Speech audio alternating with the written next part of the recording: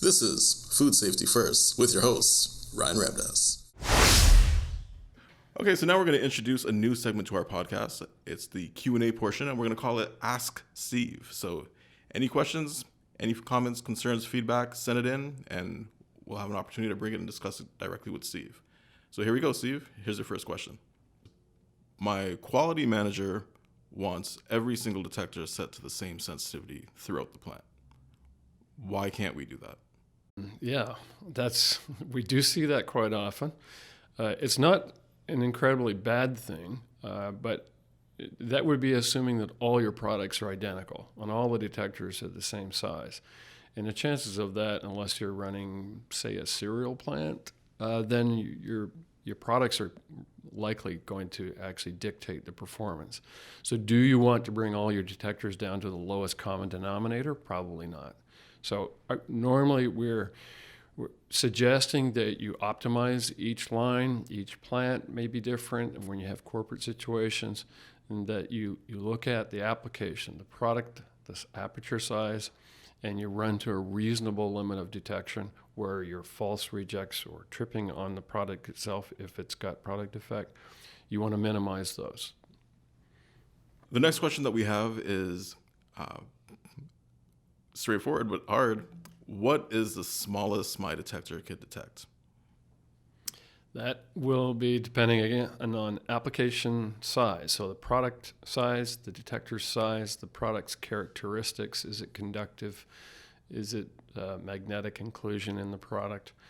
So it really is determined by the product. It's almost always limited by the product, somewhat by the aperture size. So it's a bit of a wide open question. Smaller aperture, smaller products, smaller piece of metal. And by all means, we do product testing for people to tell them this is what we think the limit should be for your product. And we encourage people to send products to us where we can do a proper test, figure out what the limit is, and see if they can achieve that in their operation. All right, our next question is, we have a customer voicing concern that they had an issue with a wire brush. The bristle made it through the detector without being detected. Why? Most likely the diameter of the bristle is less than the sphere size detectable of that type of metal. So let's say it's brass. Let's say they detect 1.5 millimeter in brass, which wouldn't be unusual. That's the diameter of a sphere. So if you take a wire that's 1/10 of a millimeter potentially on a wire brush, it just doesn't present enough of a cross-sectional area to be detected. So if you got lucky and it went through just the perfect orientation, you would likely potentially detect it.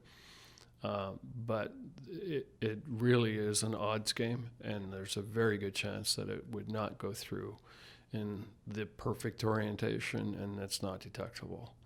And that's why we drive for always every 0.5 millimeter, every 1/4 millimeter that you can run your detector at, or we can produce a detector that's better by 0.5 millimeter. It can make a massive difference on those wires and odd-shaped metals. It's an incredible amount of difference in performance.